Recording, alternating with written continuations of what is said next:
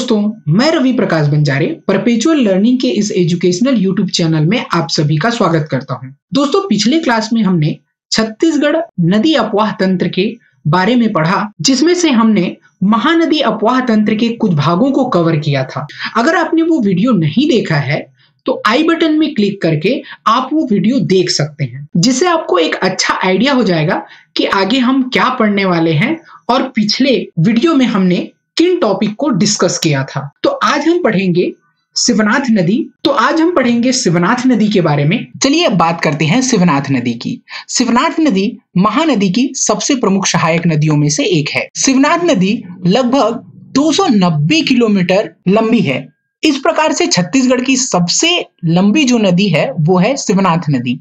शिवनाथ नदी को प्राचीन काल में सूनी नदी या शिवा नदी के नाम से जाना जाता था। इनका उल्लेख मत्स्य एवं वामन पुराण में मिलता है। शिवनाथ नदी का उद्गम गोडरी पहाड़ी, जो कि महाराष्ट्र में स्थित है, से हुआ है। पूर्व में इसका उद्गम स्रोत पानाबरस की पहाड़ी, जो कि अंबागढ़ चौकी राजनांदगांव में स्थित है, से माना जाता था। लेकिन अगर एग्जाम में प्रश्न आए शिवनाथ नदी की उद्गम के बारे में तो हमें गोडरी गांव या गढ़चिरौली देना है। शिवनाथ नदी शिवरी नारायण में महानदी से मिलती है। शिवरी नारायण में 3 नदियों का संगम होता है, जिसमें पहला है शिवनाथ नदी, दूसरा है महानदी और तीसरा है जोक नदी। शिवनाथ नदी राजनांदगांव, दुर्ग, बेमेतरा, मुंगेली, बिलासपुर, बलौदाबाजार और जांजगीर चांपा, इस प्रकार से 7 जिलों में प्रवाहित होती है।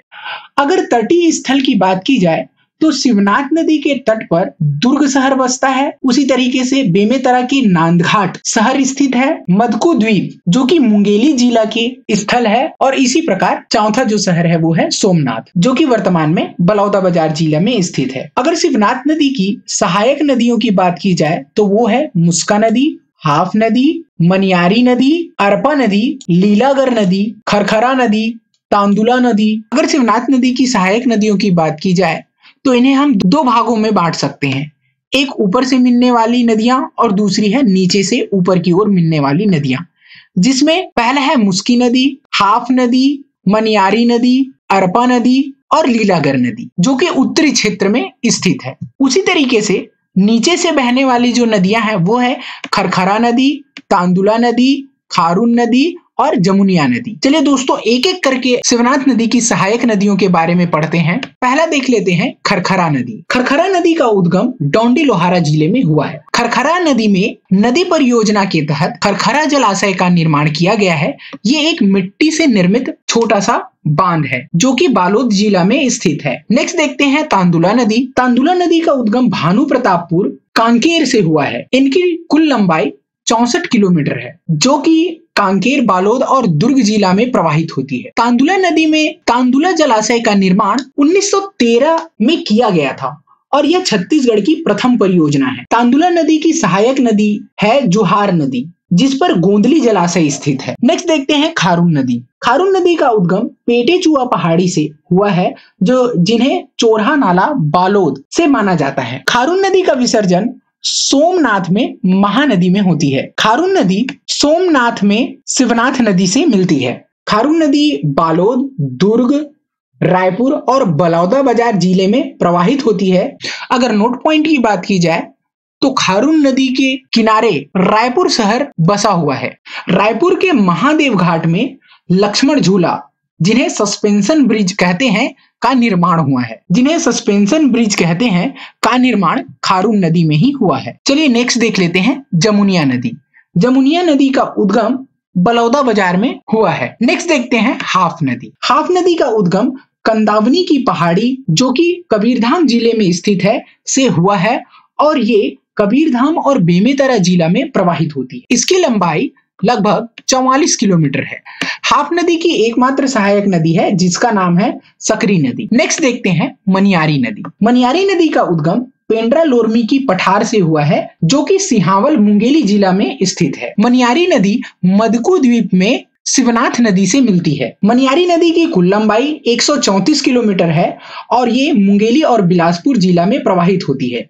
अगर मनियारी नदी की सहायक नदी के बारे में आगर नदी, टेसुआ नदी, घोंघा नदी और छोटी नर्मदा, ये 4 इनकी प्रमुख सहायक नदियां हैं। मनियारी नदी में अगर नदी परियोजना की बात की जाए तो राजीव गांधी जलाशय तो खुड़िया बांध का निर्माण 1930 में हुआ था, जिसे राजीव गांधी जलाशय के नाम से भी जाना जाता है। नोट पॉइंट है, इस नदी के किनारे अमेरिकापा तालाब स्थित है और मनियारी नदी मुंगेली और बिलासपुर के मध्य सीमा रेखा बनाती है। नेक्स्ट देखते हैं अरपा नदी। अरपा नदी का उद्गम खोड़री खोंगसरा की पहाड़ी, जो कि पेंड्रा तहसील बिलासपुर जिला में स्थित है, से हुआ है। अरपा नदी मानिक चौरा में शिवनाथ नदी से मिलती है। इनकी जो लंबाई है वो है 100 किलोमीटर और ये बिलासपुर बलौदाबाजार जिला में बहती है। अगर अरपा नदी में नदी परियोजना की बात करूं तो वो है भैंसाझार बांध, जो कि कोटा के समीप स्थित है, का निर्माण हुआ है। इनकी सहायक नदी जो है वो है खारंग नदी। खारंग नदी में खूंटा घाट बांध स्थित है। इनका निर्माण संजय गांधी परियोजना के तहत 1920 में किया गया था। अरपा नदी शिवनाथ नदी की सबसे बड़ी सहायक नदी है। लास्ट देखते हैं लीलागर नदी। लीलागर नदी का उद्गम कोरबा की पहाड़ियों से हुई है। इनका प्रवाह कोरबा और बिलासपुर जिला में है और इनकी लंबाई लगभग 135 किलोमीटर है। इनका प्राचीन नाम निडला नदी है। इस नदी के तट पर मल्हार स्थित है, जिसे सरभपुरी वंशी राजा प्रसन्न मात्र द्वारा बसाया गया था। शिवनाथ नदी के बाद देखते हैं महानदी की एक और सहायक नदी है, जिसका नाम है हसदेव नदी। यहाँ से बहुत ही महत्वपूर्ण पॉइंट निकल के आते हैं। हसदेव नदी का उद्गम चंगभखारा देवगढ़ की पहाड़ी से हुआ है, जो कि कोरिया जिले के सोनहट तहसील में स्थित है। इसका विसर्जन केरा सिला देही के समीप महानदी में होता है। हसदेव नदी की कुल लंबाई है 176 किलोमीटर और ये कोरिया, कोरबा और जांजगीर चांपा जिले में प्रवाहित होती है। इनकी जो सहायक नदियां हैं वो है तान, उतेंग, झींग, अरिहन, जटाशंकर और चोरनई नदी है। हसदेव नदी के तट पर 3 प्रमुख शहर स्थित है, जिसमें पहला है कोरबा, दूसरा है चांपा और तीसरा है पीथमपुर, जो कि जांजगीर चांपा जिले का एक शहर है। हसदेव नदी में नदी परियोजना की बात की जाए तो मिनी माता परियोजना 1967 के तहत हसदो बांगो बांध का निर्माण किया गया। यह छत्तीसगढ़ की प्रथम बहुउद्देशीय परियोजना है और साथ ही प्रदेश का सबसे ऊंचा बांध भी है, जिनकी ऊंचाई 87 मीटर है। हसदेव घाटी से कुछ महत्वपूर्ण पॉइंट्स हैं, जैसे हसदेव घाटी कोयला खदान के लिए प्रसिद्ध है। हसदेव रामपुर कोयला क्षेत्र सरगुजा तक विस्तृत है। नदी जोड़ो परियोजना के तहत अरिहन और खारंग नदी को जोड़ा गया है और हसदेव घाटी के पास ही सर्वमंगला मंदिर स्थित है। चलिए आगे देखते हैं मांड नदी। मांड नदी महानदी की सहायक नदी है, जिनका उद्गम मेन पार्ट सरगुजा जिले से हुआ है। मांड नदी में सरभंजा जलप्रपात स्थित है। मांड नदी की कुल लंबाई 155 किलोमीटर है, जो कि सरगुजा, जसपुर, रायगढ़ और जांजगीर चांपा जिले में प्रवाहित होती है। इनकी 2 सहायक नदियां हैं, पहला है कोईराज और दूसरा है कुटकुट। मांड नदी चंद्रपुर में महानदी से मिलती है, जो कि एक संगम स्थल है। यहाँ 3 नदियों का संगम है, जिसमें पहला है मांड नदी, दूसरा है महानदी और तीसरा है लात नदी। मांड नदी को प्राचीन काल में मंदगा या मंदवाहिनी के नाम से जाना जाता था, जिनका उल्लेख मार्कंडेय पुराण में मिलता है। नोट पॉइंट है, मांड नदी घाटी में कोयले की प्राप्ति होती है और यह कोयला का सबसे बड़ा भंडारण क्षेत्र है, जो कि रायगढ़ जिला में स्थित है। नेक्स्ट देखते हैं केलो नदी। केलो नदी का उद्गम लुडेंग पहाड़ी रायगढ़ से हुआ है, जो कि उड़ीसा राज्य के महादेवपाली नामक स्थान में महानदी से मिलती है। केलो नदी मुख्य रूप से रायगढ़ जिला में प्रवाहित होती है। केलो नदी की जो सहायक नदी है वो है कोलडेंगा और राजर, दो सहायक नदियां हैं। अगर केलो नदी में परियोजना की बात करूं तो स्वर्गीय दिलीप सिंह जुदेव परियोजना के तहत इस नदी में केलो बांध का निर्माण किया गया है। नेक्स्ट देखते हैं ईब नदी। ईब नदी का उद्गम खुर्जा पहाड़ी, जो कि पंडार पाट जसपुर में स्थित है, से हुआ है। इनका विसर्जन संबलपुर में महानदी से होता है। इनकी कुल लंबाई 202 किलोमीटर है, जिसमें लगभग 87 किलोमीटर छत्तीसगढ़ में प्रवाहित होती है। इनका प्रवाह प्रमुख रूप से जसपुर जिला है। इनकी दो प्रमुख सहायक नदी है, पहला है डोकी नदी और दूसरा है मैनी नदी। ईब नदी के रेत में सोने के कण मिलते हैं। इस प्रकार से हमने महानदी अपवाह तंत्र को कंप्लीट कर लिया है और अब हम स्टार्ट करते हैं गोदावरी नदी अपवाह तंत्र। गोदावरी प्रवाह बेसिन छत्तीसगढ़ राज्य के दक्षिण भाग में स्थित है। छत्तीसगढ़ राज्य के दंडकारण्य पठार का ढाल दक्षिण की ओर होने के कारण राज्य की अधिकांश नदियां गोदावरी नदी में जाकर मिलती है, जिसे गोदावरी अपवाह तंत्र कहते हैं। यह छत्तीसगढ़ का दूसरा बड़ा अपवाह तंत्र है, जो छत्तीसगढ़ के कुल अपवाह तंत्र का लगभग 28.64% जल को ग्रहण करता है। साथ ही 36.49 हजार वर्ग किलोमीटर भाग में विस्तृत है। इस अपवाह तंत्र की प्रमुख नदियां हैं इंद्रावती नदी, सबरी नदी, डंकिनी संखिनी नदी, नारंगी नदी, चिंतावागु नदी, गुडरा नदी और निब्रा नदी इनकी प्रमुख सहायक नदियां हैं। एक इंपॉर्टेंट नोट पॉइंट है, गोदावरी नदी पर पोलावरम बांध स्थित है, जो छत्तीसगढ़, तेलंगाना व आंध्र प्रदेश के बीच विवादित है। तो ये पॉइंट आप याद रखिएगा। गोदावरी नदी की प्रमुख जो सहायक नदी है वो है इंद्रावती नदी। कृष्णा और गोदावरी मिलकर कृष्णा गोदावरी डेल्टा का निर्माण करती है। तो चलिए एक एक करके डिस्कस करते हैं गोदावरी अपवाह तंत्र के प्रमुख सहायक नदियों के बारे में। तो पहला देखते हैं इंद्रावती नदी। इंद्रावती नदी का प्राचीन नाम है मंदाकिनी। इनका उद्गम मुंगेर पर्वत, कालीहांडी, जो कि ओडिशा राज्य में स्थित है, से हुआ है। इंद्रावती नदी गोदावरी नदी में भद्रकाली नामक स्थान के निकट मिलती है। इंद्रावती नदी की कुल जो लंबाई है वो है 264 किलोमीटर और यह बस्तर, दंतेवाड़ा एवं बीजापुर जिला में प्रवाहित होती है। इंद्रावती के तट पर 3 प्रमुख शहर बसा हुआ है, जिसमें पहला है जगदलपुर, दूसरा है बारसूर और तीसरा है भोलापट्टनम। जिसमें से सबसे महत्वपूर्ण जो शहर है वो है जगदलपुर। अक्सर एग्जाम में ये पॉइंट पूछा जाता है कि इंद्रावती नदी के किनारे कौन सा शहर बसा हुआ है। चित्रकूट जलप्रपात इंद्रावती नदी में ही स्थित है। कभी कभी इंद्रावती नदी की प्रवाह किस दिशा में है ये पूछ लिया जाता है, तो याद रखिएगा कि इंद्रावती नदी पश्चिम की ओर बहती है। इंद्रावती नदी की अगर प्रमुख सहायक नदियों के बारे में बात की जाए तो वो है कोटरी नदी, निब्रा नदी, गुडरा नदी, बोर्डिंग नदी और नारंगी नदी। ठीक उसी प्रकार से नीचे की ओर डंकिनी नदी, संखिनी नदी, चिंतावांगु नदी और तालपेरू नदी प्रमुख सहायक नदियां हैं। इंद्रावती नदी को बस्तर की जीवन रेखा के नाम से जाना जाता है। अब देख लेते हैं इंद्रावती की सहायक नदियों को डिटेल से, जिसमें पहले बात करते हैं कोटरी नदी। तो कोटरी नदी का जो उद्गम है वो है राजहरा की पहाड़ी। कोटरी नदी को प्राचीन काल में परलकोट नाम से जाना जाता था और इनकी जो लंबाई है वो है 135 किलोमीटर। कोटरी नदी इंद्रावती नदी में बीजापुर में मिलती है और ये इंद्रावती की सबसे बड़ी सहायक नदी है।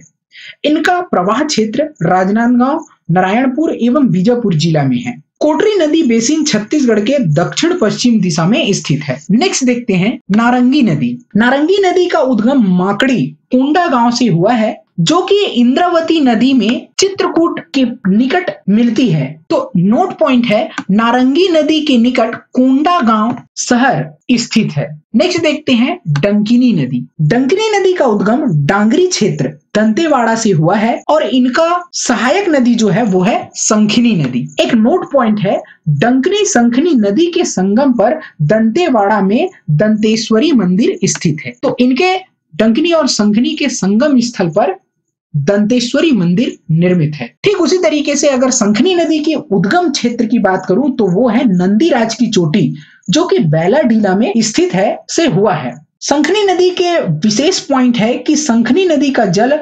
रक्ताभ लाल है। तो इस नदी का जो जल है वो रक्त के समान लाल है और यह प्रदेश की सबसे दूषित नदी है। तो मोस्ट इंपॉर्टेंट पॉइंट है दोस्तों कि संखिनी नदी प्रदेश की सबसे प्रदूषित नदी है। नेक्स्ट देखते हैं निब्रा नदी। निब्रा नदी का उद्गम अंतागढ़ से हुआ है और यह भैरमगढ़ के समीप इंद्रावती से मिलती है। गुडरा नदी, इसका जो उद्गम क्षेत्र है वो है अबूझमाड़ नारायणपुर में है और यह बारसूर के निकट इंद्रावती से मिलती है। लास्ट देख लेते हैं बोर्डिंग नदी।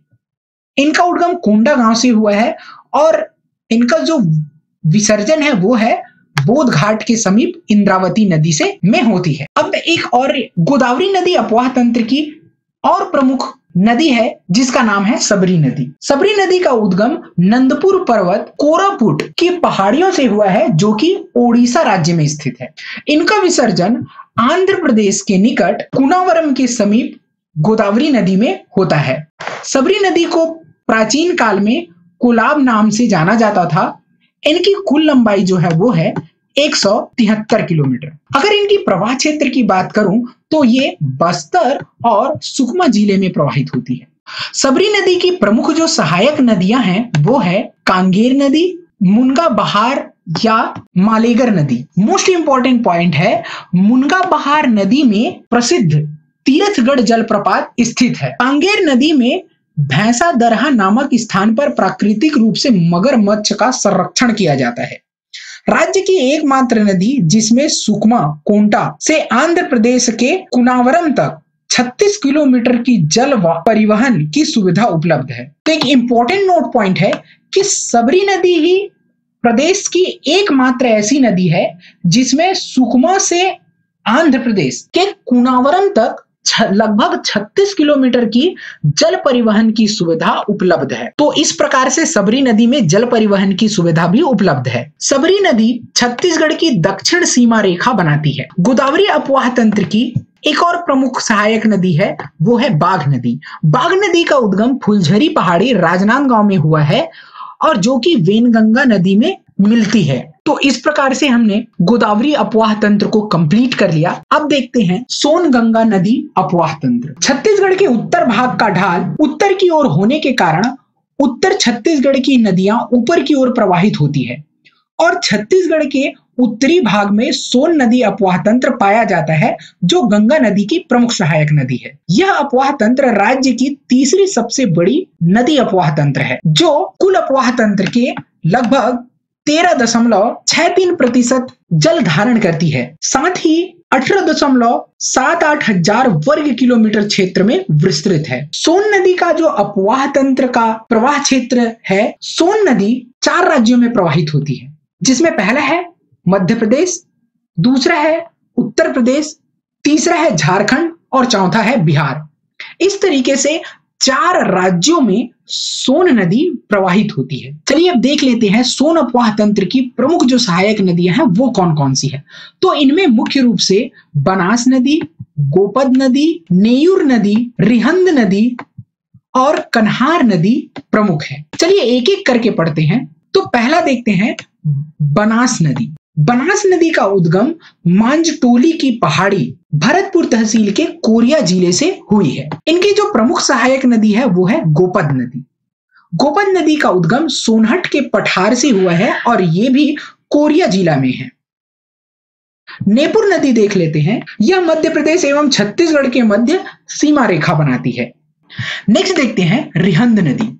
रिहंद नदी का उद्गम छुरी मतिरंगा पहाड़ी अंबिकापुर तहसील जो कि सरगुजा जिले में स्थित है से हुआ है। रिहंद नदी की कुल लंबाई है 145 किलोमीटर और ये सरगुजा, सूरजपुर और बलरामपुर जिला में प्रवाहित होती है। रिहंद नदी की प्रमुख जो सहायक नदियां हैं वो है सूर्या नदी, मोरनी नदी और महान नदी है।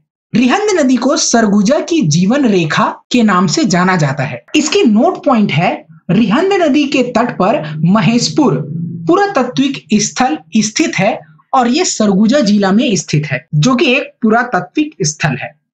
इस नदी पर उत्तर प्रदेश के मिर्जापुर में गोविंद वल्लभ पंत जलाशय बनाया गया है जिसे रिहंद बांध भी कहते हैं। तो मोस्ट इंपॉर्टेंट पॉइंट है रिहंद नदी में गोविंद वल्लभ पंत जलाशय निर्मित है।